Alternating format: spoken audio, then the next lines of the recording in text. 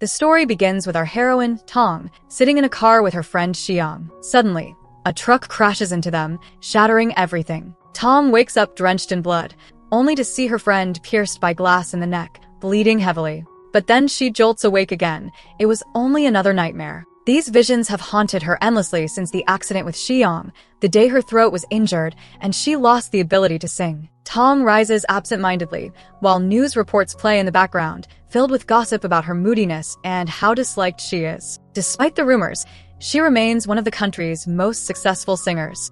Her manager and close friend arrives to visit, carrying in the packages left outside the apartment. As she opens one, she screams at the sight of a microphone soaked in blood, stuffed inside a box. She insists it must be the work of a deranged fan with nothing better to do, someone intent on tormenting Tong. Tong, however, shows little reaction. Her face reveals only quiet frustration, as if she has grown used to such harassment. She turns her focus instead to preparing for her upcoming performance.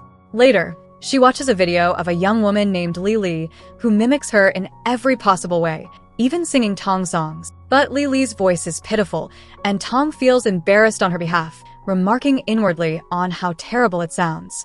Her friend, noticing her irritation, urges her to calm down, reminding her that scandals are the last thing she needs. She even offers Tong a mint, knowing it helps soothe her nerves when she grows tense. Tong refuses, dismissing it as unnecessary. The scene shifts suddenly to the hospital, where we meet our hero, Chuan. He rushes in on a stretcher with an emergency patient he has just saved. A group of doctors discuss him in awe, noting that he is exceptionally skilled, so much so that despite his young age, he is destined to become head of the department. They recall how the hospital director had to fight hard to recruit him. Chuan explains the patient's condition to another doctor, detailing how he managed to stop the bleeding. The hospital director greets him warmly. As they pass through the corridor, Chuan notices a poster of Tong that has fallen and carefully straightens it. Curious, the doctor asks if he knows her. Chuan denies it, saying he neither likes nor follows celebrities. The doctor finds it odd. Chuan hadn't just fixed the poster, he had even cleaned it. The narrative returns to Tong, who has arrived at the concert venue. She poses for the press before entering, only to be confronted by Li, dressed in an identical gown, imitating her yet again. Tong's manager silently prays that no scandal will erupt. Tong, however, proves her composure. She ignores Li entirely and continues posing for the cameras as if the imitator were invisible. Li, the queen of pretension, tried to draw attention to herself by pointing out that she and Tong were dressed alike. She attempted to seize the moment by grabbing Tong's hand, but Tong firmly pulled away and walked ahead. Li followed her toward the stage. Tong, maintaining her composure, remarked with calm confidence that Li's gown was nothing more than a cheap imitation, since her own dress was a unique piece with no duplicates. Li's anger flared, and in a fit of spite, she pressed her heel onto Tong's train, tearing the lace. Tong's manager panicked inwardly, convinced that Tong would lash out and cause a scandal. Yet Tong surprised everyone. She simply removed the torn piece of fabric and discarded it without concern. Li, however, refused to let the matter rest. She feigned sympathy, asking what Tong would do now and pretending to apologize. With cameras trained on her, Tong seemed poised to remain calm. But suddenly, she struck Li across the face, smiling serenely as she declared that she had accepted the apology. She then walked away, leaving Li behind. Li, sensing an opportunity, reveled in the attention as photographers captured the incident. Without dignity, she posed for the press, playing the role of the victim. Meanwhile, Tong retreated to the dressing room to fix her makeup. There, she discovered someone secretly filming her. Furious, she chased the intruder, convinced it was the obsessive fan who had tormented her for years. To her shock, the figure turned out to be Xiang, the friend who had been with her during the accident. Xiang accused Tong of being the reason for her suffering, claiming that Tong had stolen everything that should have been hers. In a sudden act of despair, Xiang produced a sharp object and cut her own hand in front of Tong. Horrified, Tong rushed to stop her, but in the struggle, she too was injured. Both women collapsed unconscious, surrounded by cameras capturing every moment. Tong was rushed to the hospital, dazed and detached from reality. Chuan entered her room and quietly finished dressing her wound himself. His actions suggested a familiarity with her. He even placed a mint candy in her hand, a gesture meant to calm her. Tong noticed it only after he had left, puzzled by who had given it to her. Determined not to rest, she refused to take leave and pushed herself to continue working. She attended the rehearsal for her upcoming concert, where journalists eagerly covered her every move, her name dominating scandalous headlines. Tong ignored the noise, stepping onto the stage to perform her song. Yet as she began, anxiety surged through her. Her eyes fell upon the microphone, and in her vision, it appeared drenched in blood. At the same time, Tong recalled Xiang's words in the hospital, accusing her of having taken everything that should have been hers. Xiang insisted that after the accident, when Tong's vocal cords were damaged, she was the one who deserved to stand in Tong's place. The memory overwhelmed Tong, and she fainted. Suddenly, the story shifted back in time to Tong's high school days. She was seen running toward the broadcasting room, where Chuan was presenting. It was revealed that they had attended the same school. Tong, secretly infatuated with him, decided to confess her feelings. But her confession turned into a public humiliation. The microphone was left open, and the entire school heard her declaration. Chuan rejected her outright, explaining that he was the son of their family's driver, and such a relationship would upset her mother. He told her he did not love her and believed she was lowering her own worth. As he turned to leave, Tong stopped him, asking why he still carried her hair ribbon. He pulled his hand away and admitted that he loved her friend Xiang, not her. The shock deepened when a teacher rushed in, scolding them for leaving the microphone open. Tong realized that Chuan had deliberately exposed her, turning her confession into a scandal. As she walked through the school afterward, students pointed at her, whispering cruel remarks that she was a traitor chasing her friend's lover, shamelessly forcing herself on Chuan, and exploiting the fact that his father was a driver. The narrative returned to the present. Tong's manager brought her home after the hospital visit, where doctors had explained that her condition was due to exhaustion and emotional strain, and that she needed rest. But suddenly, the head of her agency stormed in, shouting at her. He accused her of being a constant source of scandal, saying that whenever he didn't hear about her for an hour, he feared the worst. He berated her for her inability to sing and for striking Li, begging her to stop causing trouble. Tong, weary and resolute, declared that she was done. She would suspend her work, postpone her schedule, and focus only on her upcoming concert. Her manager quickly tried to smooth things over, insisting that this was for the best, that Tong needed to step back from the spotlight and concentrate on the performance. The agency had eventually agreed, and her manager hurried him out before the situation escalated further. Later, her manager reminded her to visit the hospital the next day to check her throat and understand the problem with her singing. Tong, however, sat in silence, lost in thought about Xiang. She considered reaching out to her, but hesitated. Even after visiting Xiang in the hospital, she still wondered why her friend had disappeared for so long when she had returned to the country, and why she had ignored her messages all this time. Xiang kept blaming Tong, insisting that she was the reason behind everything that had gone wrong in her life. Each time she witnessed Xiang's success, her bitterness grew deeper. The weight of it all only intensified the next day, when Tong once again dominated the headlines, this time after being photographed walking with a man in his 50s. Rumors spread quickly that she was romantically involved with him. Her manager, exasperated, scolded her, listing all the scandals she had already been through, fights, public altercations, and now this. Tong, however, defended herself, saying that for once she was innocent because the man was her father. She refused to issue a statement clarifying the truth,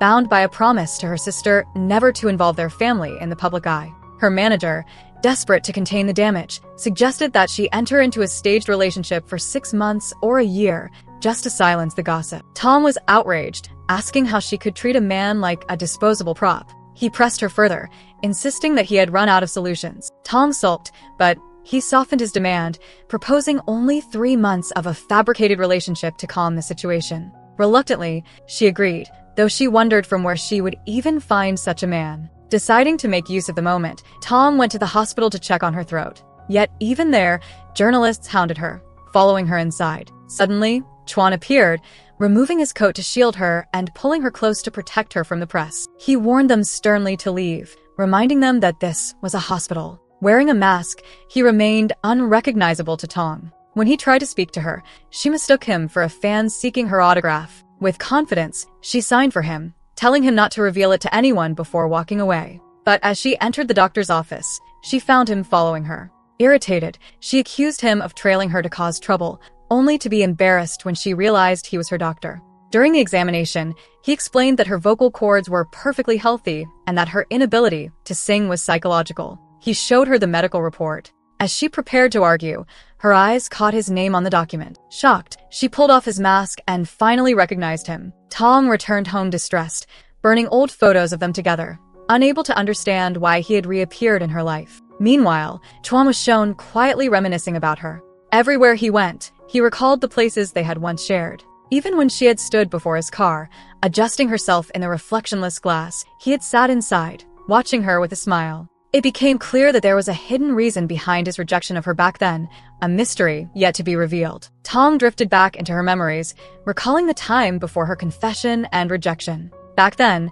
Chuan had been forced to stay with her family after his own house burned down and his mother was hospitalized. Tong's family had been kind enough to host him, and Tong, already infatuated with him, worried constantly about his well-being. She even deliberately failed her exams so she could ask him to tutor her, offering to pay him triple the usual fee if he agreed. Chuan, perceptive as ever, realized she had sabotaged herself on purpose. Her answers revealed she had solved problems halfway and left the rest unfinished. He told her he didn't need her pity, but she insisted, claiming she had failed regardless and that her parents themselves had asked him to help. Eventually, he relented. At that time, Tong's personality was entirely different, cheerful, playful, and warm, a stark contrast to the woman she had become. Returning to the present, Tong's manager arranged for a young employee from their company to pose as her boyfriend during a press conference, hoping to dispel the rumors. But once the door closed, the man revealed his true nature. He approached her with vile intent, placing his hands on her and insisting they needed to grow physically close so the public would believe their act. Tong shoved him away and cursed him. The man sneered, claiming the charade was pointless, accusing her of using him as cover for her supposed relationship with the older man who supported her financially. Tong humiliated him and threw him out. She then faced the press alone. Her manager nearly collapsed with frustration, watching her deny having a boyfriend outright. The journalists pressed harder, insinuating that her denial meant she was pregnant. They cornered her with relentless questions until, suddenly, Chuan appeared. In front of everyone, he declared that Tong was his fiancée. Tong was stunned. She whispered furiously to him, insisting he was insane and that she would never accept such a claim. But Chuan told her that if she refused his help now, no one else could save her, because she was already on the edge. He handed her the microphone, forcing her to choose. Cornered, she played along, confirming to the crowd that he was indeed her fiancé. When the conference ended, Tong cornered him against the wall, demanding to know why he had reappeared, why he was helping her, and whether he was pretending to be kind-hearted after what he had done to her in school. Chuan explained that he had come specifically to help her, asking for a chance to prove himself. He revealed that he had even arranged for her to see a psychiatrist, reasoning that if she were seen visiting the hospital while engaged to him, no one would suspect anything. Tong, however, shocked him with her response. She told him that if he wanted her agreement, he would have to kneel before her. Despite being a well-known doctor, Chuan surprised Tong by kneeling before her. Tong, strong-willed as ever, pressed her foot against his other leg and challenged him to kiss her if he dared. He hesitated for a moment, then declared he could do it, and kissed her. Though she had demanded it, Tong was stunned by his boldness and courage. Later, in the car, her manager informed her that Chuan would have to live in her apartment. With so many eyes on them, they needed to make the relationship believable. His sudden appearance and willingness to play along, combined with his stellar reputation as a brilliant physician, made him the perfect cover. Tong, however, was furious.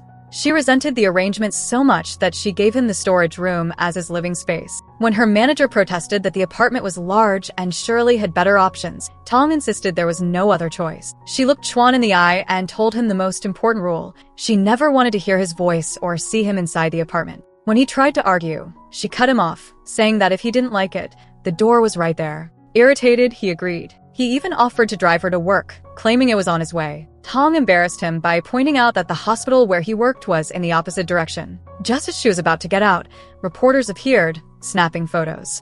To protect her, Chuan pulled her close, covering her lips with his hand and leaning in so it looked like a kiss. The cameras captured everything. Suddenly, a young man named Fan appeared out of nowhere, confronting Chuan and asking what they were doing. They brought Fan back to Tong's apartment, where Tong was bewildered by his odd behavior. He drained a bottle of water and immediately asked for another. Tong, annoyed, asked if he thought he was in the desert and demanded to know who he was. Fan retorted that he should be the one asking who she was, then revealed that he was Chuan's first cousin. Fan and Chuan began laughing and joking together, much to Tong's irritation. She ordered Chuan to take Fan and leave, then walked away. Fan, confused, asked Chuan what was happening. Chuan told him to go stay at his own place and promised to send him the password. When Fan asked if Chuan wasn't coming, Chuan replied that he wasn't. Fan, shocked, exclaimed that Chuan was living in Tong's apartment and that the rumors must be true. Chuan silenced him quickly, warning him not to let anyone hear, admitting that he himself could hardly believe Tong had allowed him to stay. Fan was shocked, asking Chuan what had happened to him, but Chuan dismissed him coldly, telling him to either go to his apartment or sleep on the street since he was broke. Reluctantly, Fan left in silence, unwilling to risk spending the night outside. Meanwhile, Tong was in the bathroom, distressed as she pulled at strands of hair falling into the sink. When her nails got stuck in the basin, she was about to scream, only to find Chuan suddenly standing before her. Embarrassed, she demanded to know why he had entered without knocking. He replied that the door had been open, and besides, it was his scheduled time for a shower. Tong, flustered, cursed inwardly, wondering how she could possibly handle the situation. Determined to maintain her composure, she challenged him, telling him to undress if he was truly a man. Chuan, startled, asked what she meant, but Tong insisted, claiming she wouldn't be affected. As she brushed her teeth, she panicked internally when he actually began to undress. He cornered her gently, pointing out that her tongue wouldn't be harmed if she simply asked for help. He freed her nail from the sink and told her that from now on, he would clean up anything for her. He then asked when she planned to see the psychiatrist. Tong grew angry, insisting she wasn't crazy and refusing to go. She tried to storm out, nearly tripping, but he caught her, pulling her close as she fell against him. Tong quickly regained her mask of strength, pushed him away, and walked off. Chuan, however, said he didn't mind. She had already done so much for him. His thoughts drifted back to the past, when he had lived with her family and tutored her. Back then, he often felt like a burden, too ashamed to eat with them, trying to fill his hunger with water. Tong had noticed his discomfort during lessons but stayed silent, knowing he disliked pity. She would gaze at him throughout the session until he reminded her to focus on the paper instead of his face. One day, his hunger grew so intense that his stomach growled audibly. Tong, aware of his pride, asked him to cook noodles for her. He refused, claiming her cooking was terrible, knowing she was trying to help him. She insisted, so he challenged her to solve a difficult problem first. Skilled as she was, she solved it easily, and he cooked for her. Pretending to dislike the food, she handed it back, but he told her to throw it away, saying he didn't need her pity. Tong retorted that if anyone should throw it away, it was him, then left the room to spare him embarrassment. Alone, Chuan devoured the noodles quickly, too hungry to resist, while Tong secretly watched from upstairs. Back in the present, Chuan stood in the kitchen early in the morning, preparing breakfast for Tong, trying in his own way to make up for the past. Chuan heard the sound of the door opening and assumed Tong had come out of her room, but instead he found himself face to face with her older sister. Tong, just waking, was startled to see her standing there. Her sister demanded an explanation, warning that if she didn't get a convincing answer, she would cause chaos for them both. Chuan pretended to stay calm, munching on a cucumber and silently praying for things to go smoothly. Her sister sat them down and began interrogating them. Chuan tried to explain that he and Tong were together only because of the rumors, hoping to ease her anger.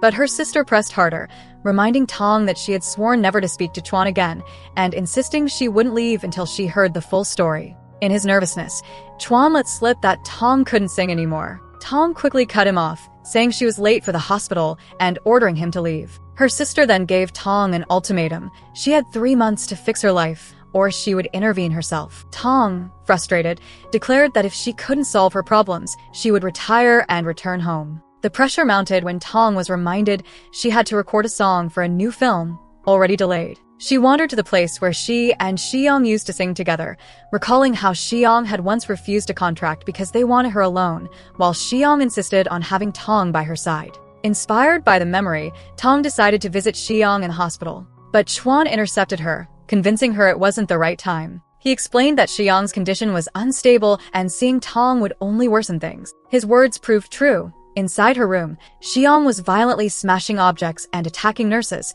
demanding Chuan by name. When he arrived, she softened, trying to embrace him. He pushed her away, warning her to stay away from Tong. Xiyang's expression twisted into pure malice as she vowed never to let Tong enjoy what should have been hers.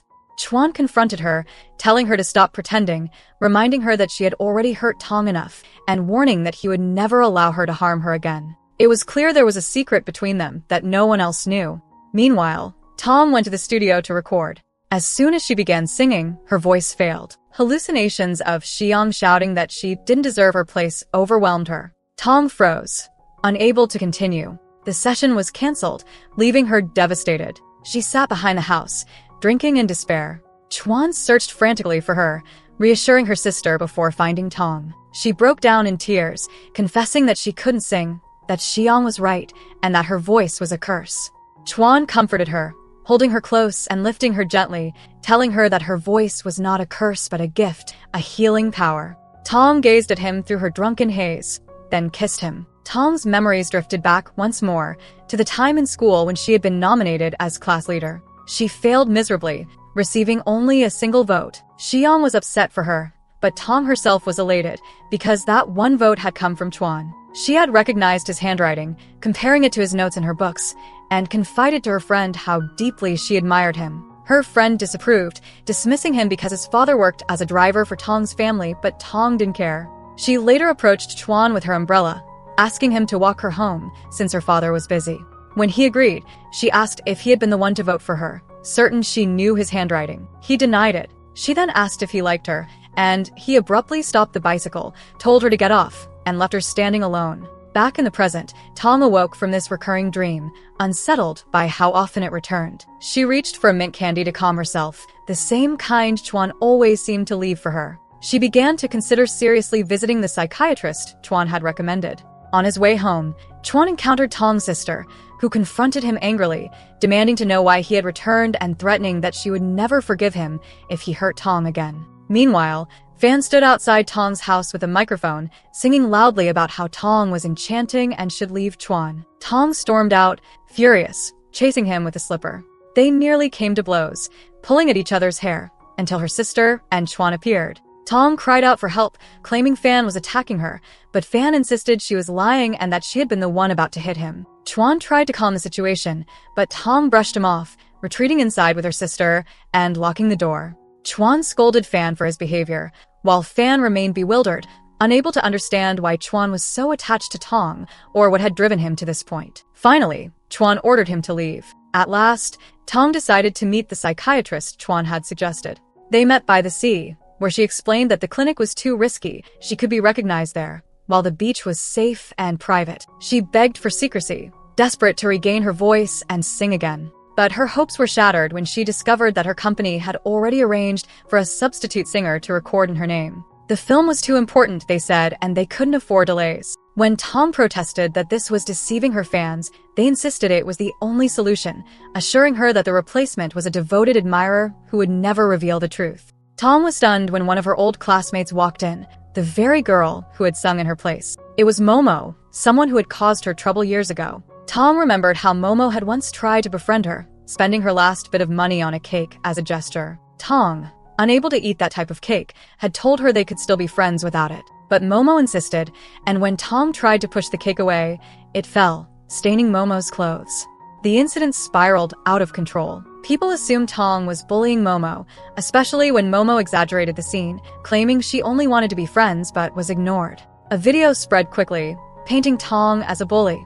When asked if it was true, Momo feigned innocence, saying it wasn't Tong's fault, but never clarifying the situation. Back then, Xiang had defended Tong, urging others to listen to her side. Still, Tong was overwhelmed when classmates surrounded her, and one boy began harassing her, until Yang, another classmate, punched him to stop it. In the present, Momo humbled herself before Tong, begging to be allowed to record the song because her father needed money for surgery. Tong, kind but wiser now, agreed but recorded every word Momo said. She warned her that if she tried to play dirty again, she would expose her. Tong also threatened her manager, saying if they repeated such schemes, she would terminate her contract. Later, Tong received a message from someone claiming to know the voice wasn't hers. Curious, she went to the meeting place and was shocked to find Yang, now a singer himself, back from a concert abroad. He reminded her of their high school days, questioning why she was engaged to Chuan of all people, knowing how he had hurt her in the past. Tong reassured him it was only for show, insisting she didn't love Chuan and wasn't naive anymore. But Yang could tell she was lying. As they returned to the company together, they found Chuan waiting, surrounded by fans. Tong's manager rushed to shield him, while Chuan eagerly tried to approach Tong. Yang stepped in, blocking him, and invited Tong to a studio party instead. Chuan's jealousy flared, and in front of the fans he refused, claiming they would celebrate their engagement together. Tong's manager seized the opportunity, telling her this was the perfect time to capture proof of their relationship. She revealed she had already arranged with Chuan for them to stage a romantic scene by the sea. Tong, reluctant and unwilling, had no choice but to agree. Tong was on her way to meet Chuan when Yang called, claiming he had twisted his leg. Worried, she rushed to him, only to find he was perfectly fine. She tried to excuse herself, explaining she had an important appointment, but Yang ignored her, knowing she was headed to Chuan and determined to stop her. Instead, he took her to watch fireworks, leaving her mesmerized. Her phone rang. Chuan was searching for her, but Yang, secretly in love with her, saw his name and immediately shut it off so Chuan couldn't reach her. Still, Chuan discovered their location from a fan's post online and went to the bridge, where he found Yang leaning close to Tong, pretending to remove something from her hair. Chuan intervened, asking Tong why she hadn't told him she canceled their meeting. Yang cut in, insisting Chuan had no right to interfere, claiming their relationship was nothing. Chuan fired back, saying it was none of Yang's business. Chuan tried to take Tong home, but Yang argued, insisting he would be the one to escort her. Neither noticed Tong's growing weakness until she suddenly collapsed. They rushed her back to the house, where Chuan and Yang began fighting over who should stay with her. Chuan ordered Yang to leave, but Yang mocked him, asking if he thought he owned the place. When Yang saw Chuan's hand resting on Tong's forehead, he tried to push it away. Chuan snapped, reminding him he was a doctor and needed to check her temperature. Embarrassed, Yang apologized. It became clear that the three of them had once been classmates. Yang had always admired Tong, defending her even when rumors spread about her bullying Momo. He had punched the boy who mocked her and stood by her when the teacher scolded them both. Chuan, however, had sided with the teacher, watching Tong suffer guilt for fighting with her peers. He had told her no one would believe she wasn't a bully. Tong, hurt, asked if he believed her, but he didn't answer, walking away with the teacher. Yang had promised to meet her later and show her fireworks, but Tong had gone to Chuan instead, demanding to know why he thought she could ever bully someone. At that moment, the school broadcast announced that the incident wasn't bullying, with evidence proving her innocent. Even Momo apologized. Chuan revealed he had gone to the cafe, retrieved the camera footage, and presented it to the principal. Tong hugged him in gratitude, just as Yang arrived with the fireworks and saw them together. In the present, nothing had changed. Even as Chuan prepared food for her while she was ill, Yang watched her embrace Chuan, speaking softly to him without realizing it, her heart still belonging only to Chuan. The next day, Tong felt a little better and went out for a walk, only to run into Chuan, who had brought her medicine from the hospital. She pretended to be indifferent, acting as if she didn't care, but her composure faltered when she saw a couple passing by with balloons. Chuan asked if she wanted some, and though she denied it, he removed her sunglasses, pointing out that her eyes were fixed on them. He then took her out, bought her balloons, and they posed for photos together, sharing a rare moment of peace. Tong's mood began to improve, especially as she started her sessions with the psychiatrist. During one session, the doctor asked why, despite her fame, she still used an old phone model. Tong explained it was a gift from her friend Chung, and she reminisced about the past, about the time she and Chuan had shared their wishes. She had prayed to remain with him, for his mother to recover, and for her and her friend to become famous singers. Chuan, in contrast, had simply wished that all of Tong's dreams would come true. Back in the present, Tong agreed to help Yang shoot a music video for his new song. The theme was a school romance about a girl rejected by her crush because he loved her friend. Tong was unsettled by how closely the scenes mirrored her own past, especially her confession to Chuan. While acting, she imagined the male actor as Chuan, grew tense, and nearly walked away. Yang comforted her, encouraging her to continue.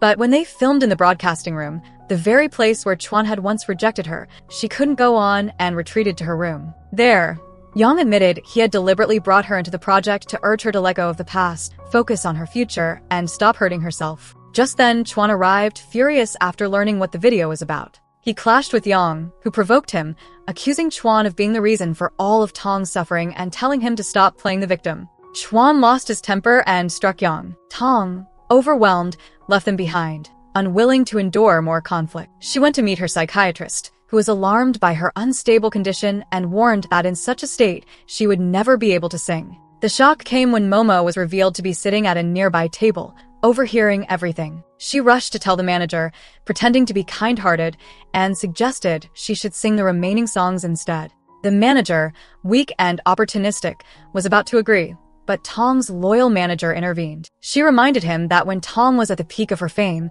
with major companies vying for her, she had chosen to sign with their small agency. That loyalty deserved respect, not betrayal. Momo, frustrated, was left seething. Tong was shocked once again when Xiang and Momo formed an alliance against her. Xiang handed Momo Tong's lost notebook, and Momo decided to give it to Li, Tong's rival, so that neither she nor Xiang would be implicated. Xiang's mental state deteriorated so badly that the hospital no longer knew how to handle her, as she refused to respond to treatment. Because Chuan understood her too well, he requested to meet her, urging her to stay away from Tong and focus on recovery. Xiang refused unless Chuan became her supervising doctor, and he reluctantly agreed, knowing she might harm Tong if he didn't. Meanwhile, Tong walked along the beach and saw a girl singing. The sight triggered memories of her first time there with Chuan, before she was famous.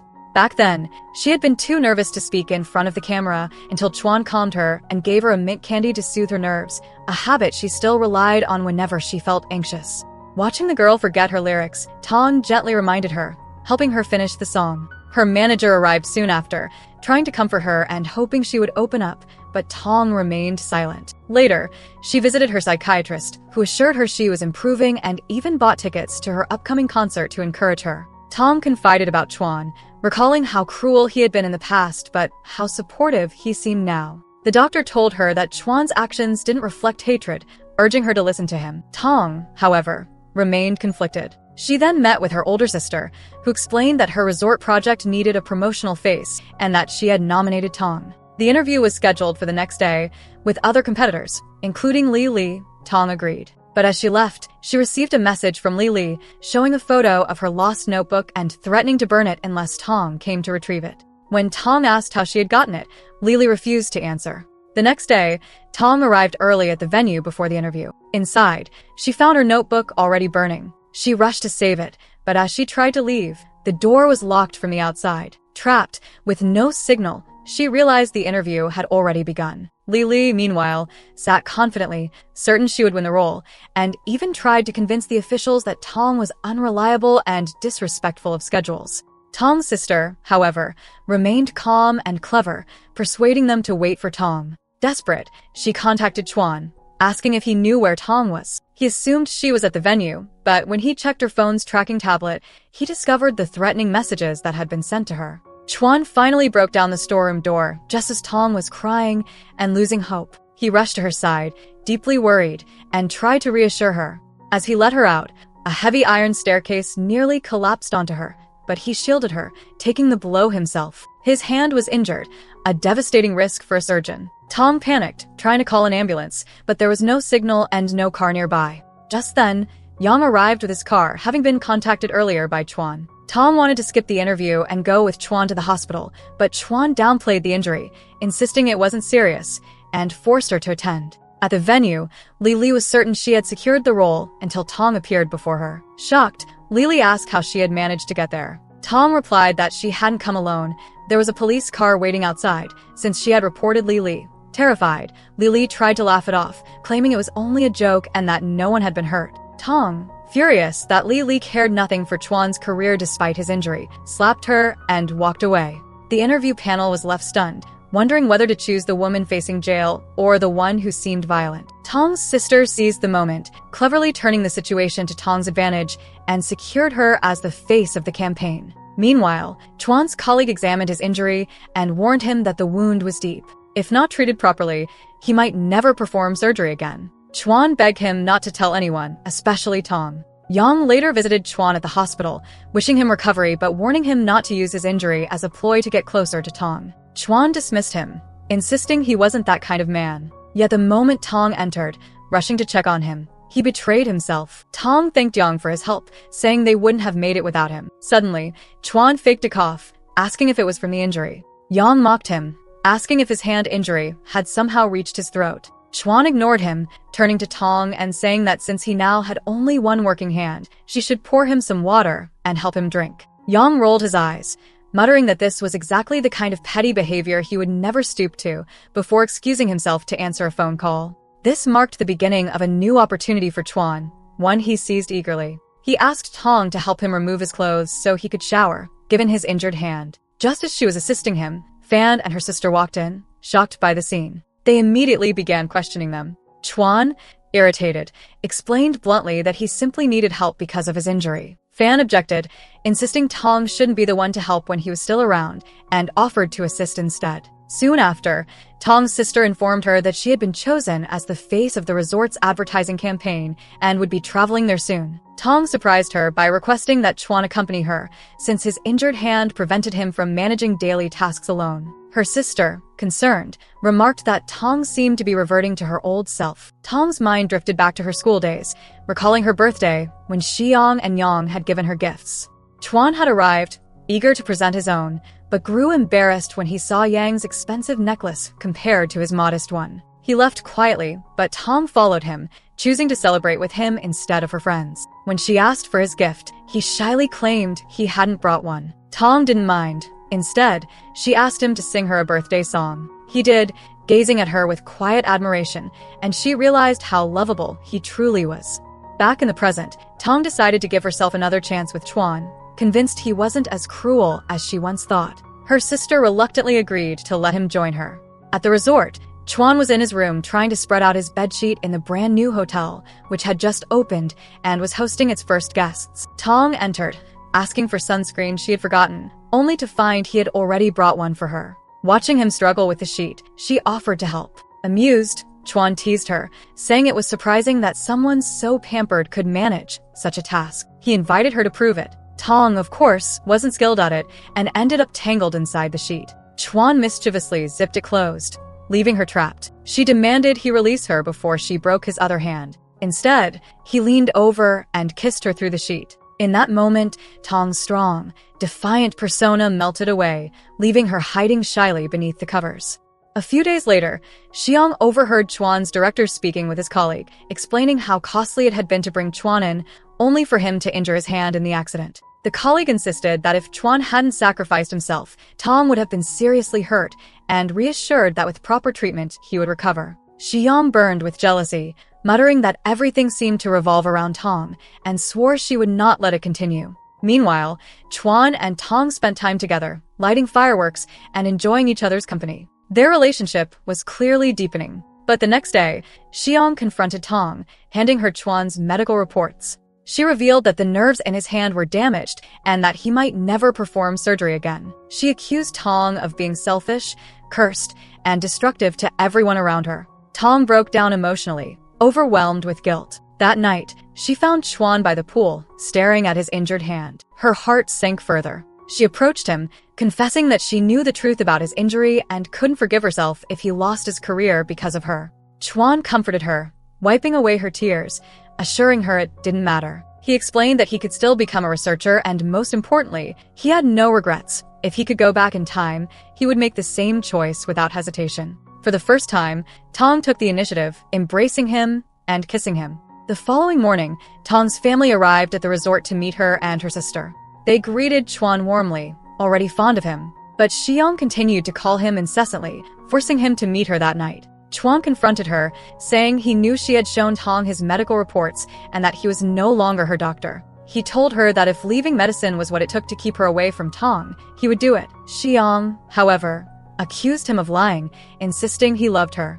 To prove it, she declared that if she threw herself into the water, he would save her. She jumped in, deliberately drowning. Chuan, bound by his instincts as a doctor, rushed to rescue her. As he scolded her afterward, Tong arrived and saw them together. Xiang clung to him, refusing to let go, and Tong misinterpreted the scene exactly as Xiang intended. Furious and heartbroken, she told Chuan once they returned home that she was ending their contract and demanded he leave. Chuan was stunned, unable to understand why Tong had suddenly changed before they even left. He tried to reach out to her, but she pushed him away. When he accused her of deceiving him all along, she coldly replied that the truth was clear to both of them and there was no need to talk further. She vowed she would never allow anyone to play with her or hurt her again, refusing to listen to him. Chuan packed his things and left. Back at his home, his cousin Fan questioned him, surprised at how quickly things had soured, asking if Chuan had done something to upset her. Chuan suddenly recalled how Xiang's expression had shifted before she kissed him, realizing she must have seen Tong there. He began to piece together what had happened, determined to find a way to regain Tong's trust yet again. The next morning, Tong woke up and went to brush her teeth, only to find notes Chuan had left behind. He had organized everything for her, even stocking extra supplies in the storeroom. In the kitchen, she found more notes and food he had prepared, urging her to eat. Even her wardrobe had been neatly arranged. Everywhere she turned, reminders of him surrounded her, leaving her unable to escape his presence. Her phone rang, breaking her thoughts. It was Li, asking to meet. Tong confronted her, saying she thought she was finished with her and reminding her she should be in prison. Li explained she had been released on bail and had come to apologize, admitting that everyone had abandoned her after what she had done. Tong refused forgiveness, reminding her she had nearly killed her and harmed others. Li accepted her rejection but, before leaving, revealed something important. It had been Momo who gave her Tong's notebook. Meanwhile, Momo met with Xiyang, who told her that even if Li couldn't be used to bring Tong down, she had another plan, one that would put Momo in Tong's place. Tong then shocked the press by announcing publicly that she had broken up with Chuan. The news spread like wildfire, leaving her manager blindsided, learning only from the headlines. Furious, he complained to Tong's agent that her reckless behavior was dragging them all down, threatening that if she didn't change, they would replace her. At that moment, Momo walked in, declaring it was her chance, insisting the company should indeed replace Tong with someone who respected them. The two rivals worked tirelessly, plotting against Tong. Xiyang even visited Chuan after his stitches were removed, his hand healed enough for him to return to surgery. She brought him flowers, pretending to care. Chuan rejected her gesture, telling her to take the flowers and leave. He confronted her directly, saying he knew her throat had healed long ago, and demanded to know why she continued her charade. She confessed to him that she had loved him since high school, while he had never loved her back. She insisted that everything Tong was experiencing now was meant to be hers, and she tried to draw closer to him. But Chuan pushed her away, accusing her of hating Tong and being jealous without reason. He told her that the only reason she kept circling around him was because he loved Tong and Tong loved him, and he refused to let her control their lives. In anger, she declared that she would never allow their lives to be peaceful, then left. At that same time, Tong was at the hospital with Yang, checking on her mental state. Yang felt it was the perfect moment to confess his feelings. He placed his hand on her shoulder to turn her toward him, ready to tell her that he didn't want her to stand alone. Just as he was about to speak, the elevator doors opened, revealing Chuan. Shocked and upset, Chuan entered without saying a word, and Yang tried to reassure him about his injured hand in front of Tong, who was worried but unwilling to show it after everything that had happened. Suddenly, the elevator broke down, trapping them inside. Instinctively, Chuan rushed to protect Tong when she screamed, while Yang watched, realizing that no matter how hard he tried, Chuan would always be one step ahead. He saw Chuan comforting Tong, nearly frantic with worry. Even Tong, who had been resisting him from the outside, unconsciously moved closer to Chuan for protection when the elevator jolted. Once Chuan realized the situation, he said he would call maintenance, but the elevator restarted on its own. Yang then took Tong by the hand, and Chuan could do nothing to stop it. For the first time since announcing her separation from Chuan, Tong appeared at a small fan gathering. She intended to tell them everything once she finished singing. Before stepping on stage, she ate a mint candy, as she always did when nervous.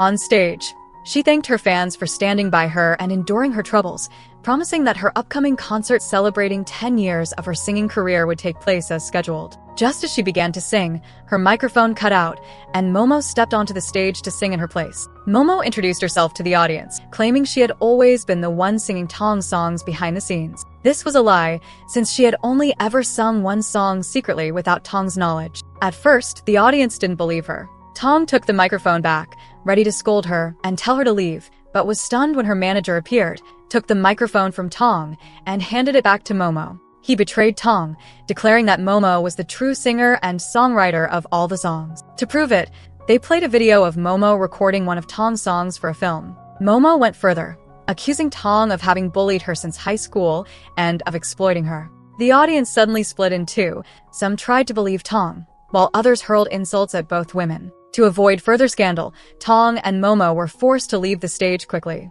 Tong retreated to her room, unable to process what had just happened, until Xiyang entered. Xiyang mocked her, asking how it felt to rise to the heavens only to fall to the lowest depths. Tong, shaken, asked what she had ever done to deserve this, reminding Xiyang that she had tried to reach out but Xiyang never responded, and that the accident had been fate, not malice. Tong couldn't understand why singing had turned their friendship into enmity. Xiang coldly told her she would never let her enjoy anything, forcing Tong to look at herself in the mirror and accusing her of selfishness. She claimed Tong deserved everything happening to her, that she had driven her manager to betray her, and that she had stolen the company just to make Lily shine in her place. Tong, overwhelmed, declared that if Xiang wanted her to quit singing, she would, but she would not remain silent, and she would prove her innocence. She left, only for Yang to enter and confront Xiang, asking why she was tormenting Tong. Xiang dismissed his concern, revealing that he had sent her to Momo so they could ally against Tong, and telling him there was no need to pretend. Yang insisted he had told her not to harm Tong,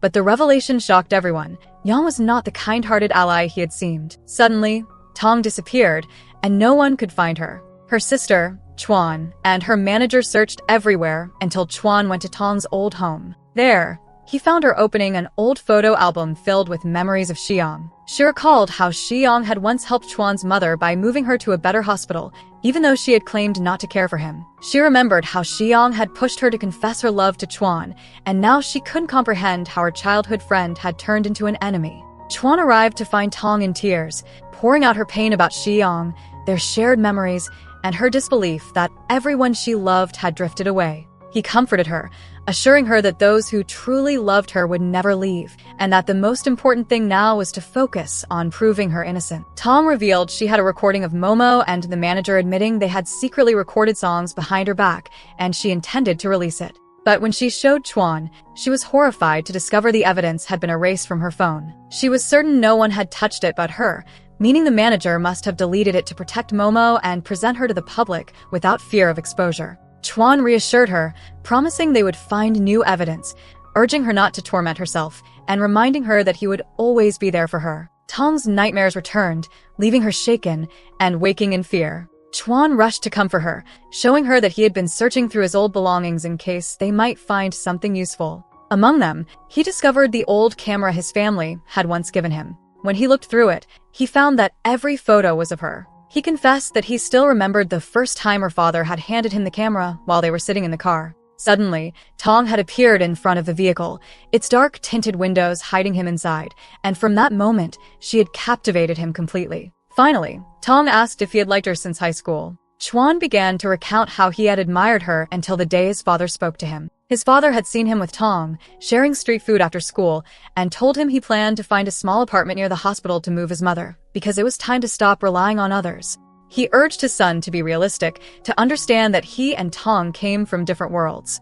Her family would never eat street food, and she was used to a life neither he nor his father could provide. Love, his father warned, never won against such differences. Chuan explained that even Tong's mother had noticed and spoken to him, which shocked Tong and hurt her deeply.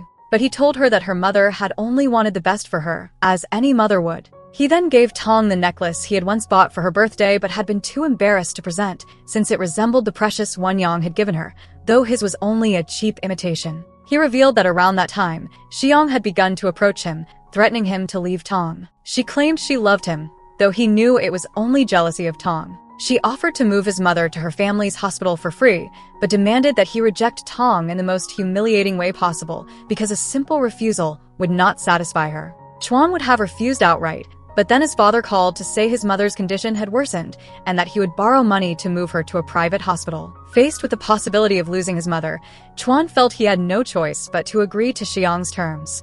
He rejected Tong exactly as Xiang had demanded, and though he was dying inside, he had to watch as others mocked and laughed at her humiliation after being turned down publicly in front of all the students at the school broadcast. Xiang kept her promise and arranged for Chuan's mother to be admitted to her family's hospital, where the best doctors treated her. When Chuan asked about Tong, Xiang told him that Tong's mental state was poor, though her mother had agreed to let her participate in the singing competition after what had happened. She demanded that Chuan never show himself to Tong again. Around that time, Chuan's aunt in America learned of her sister's condition and invited them to stay with her, so she could receive treatment. Chuan enrolled in a university there and later explained that he hadn't known about Tong's accident until after he had left. He met Xiang again at the hospital where she was training, and by then she had long recovered. She began chasing after him everywhere, but he looked at her and told her that living abroad had been difficult and that the memories he shared with Tong were what had kept him going. He insisted he had returned for Tong alone, that he bore no guilt for the incident at the pool, and that she had misunderstood him. He admitted he had never loved Xiang and asked Tong if she could give him a chance to prove how deeply he loved her. He reassured her that his cousin Fan could recover the deleted evidence, so she need not worry. Tong forgave him and agreed. Meanwhile, Tong's corrupt manager prepared a press conference to present Momo to the public. He asked Tong's agent to stand by Momo, but she refused, telling him he was a dishonorable man with no loyalty and resigning on the spot. The press conference began, and Momo believed she had won. But the audience only asked about Tong, where she was, whether she had apologized. Momo put on an innocent face, claiming she didn't know that Tong had always been selfish, irresponsible, and a bully, and that she would never apologize. At that moment, the doors opened and Tong entered. She told Momo that she, in fact, was waiting for an apology. Tong played videos on the screen showing the songs Momo had falsely claimed were stolen, demanding that Momo explain when exactly she had supposedly taken them, since Tong had been singing since high school. Tong didn't stop there. She also played footage of Momo begging her to let her sing in her place because her father was ill. The manager realized he was finished and fled. The crowd surrounded Momo, pressing her to explain how she had conceived such deceit, and reminding her that this was both her first and last press conference in a career that had never truly begun. Momo broke down in front of them. Tong, relieved, celebrated with her friends, happy to be free of the burden. She decided to leave the corrupt company behind and establish her own, taking her loyal agent with her. Yang suffered the greatest shock of his life when he tried to win Tong back, believing there was still hope, only to realize that Chuan was already with her. Tong gently apologized to Yang, thanked him, and made it clear that she and Chuan were together now. Suddenly, Tong received a message from Xiang asking to meet urgently. Tong rushed to her, and Xiang finally found her old phone. On it were Tong's daily messages over 10 years, sharing everything with her. Xiang broke down, apologizing, admitting she had never truly loved Chuan but had tried to separate them because the moment he entered Tong's life, she realized she loved him even more. She asked Tong if she regretted ever knowing her, expecting the answer to be yes. But Tong told her that they had been friends since childhood, that she had always loved her, and that she wanted them to start fresh. She explained she was building her own company, and suggested they sing together. Xiang agreed, and at last they reconciled. The next day, Tong, her manager, and Yang were shocked to discover that the song she had planned to release with Xiang had been leaked under another name, with the melody altered, and it was already making headlines. Yang offered to help by writing her a new song, but Tong insisted she would release her own and uncover who was behind the theft. She confided in Xiang, who was equally surprised, since all employees had signed confidentiality agreements and no one would risk their career to leak it. Then Xiang remembered something and confessed. The person who had first contacted her to ally with Momo against Tong had been Yang. She admitted he seemed unstable, and revealed that he had also spoken directly to Momo. Tong was stunned. She began piecing together everything that had happened, the missing evidence, the night of the fireworks when Yang had held her phone, and the fact that she never opened the song files outside the studio or her home. It became clear that Yang had accessed her laptop and leaked the track himself. Shaken, Tong was approached by a waiter who told her that the madman was drunk and calling for her. She went to him, still in shock, and he pulled her into another room. To her horror, she discovered he had been secretly watching her, photographing her everywhere she went. The truth hit her. Yang was the obsessive fan who had been stalking her all along. His madness became undeniable when he began declaring that he was 1,000,000 times better than Chuan, that he had become a singer only for her, and that she was meant to love him. Tong told him he was insane, that he needed treatment, and that Chuan was 1,000 times better than him. She tried to leave, but Yang blocked her path, begging her desperately not to go. If it hadn't been for Chuan rushing in at that moment, striking Yang and nearly killing him, Tong might never have escaped. She stopped Chuan with difficulty, pulled him away, and together they left the madman behind, collapsing in his own despair. She focused on refining the melody of her new song. When she released it, the track won the award for Best Song. Returning home, Tong was eager to share her joy with Chuan, but she was stunned to find the floor covered in flowers. As she wandered toward the sea, she discovered Chuan waiting for her, dressed once again in his old school uniform to erase the painful memory of their last days together at school. He handed her a bouquet of roses, then suddenly dropped to one knee and presented her with a wedding ring, asking her to marry him and spend every day by his side. Tong asked if he wasn't afraid she might refuse. Chuan told her he had waited all these years for this moment, keeping the bracelet she had given him long ago and never taking it off. Even if she rejected him now, he promised he would keep trying until she said yes. Moved by his devotion, Tong finally softened and agreed. He slipped the ring onto her finger, and with that, Tong's 10-year-old wish was fulfilled. They remained together, bound by love, determined to stay side by side for the rest of their lives.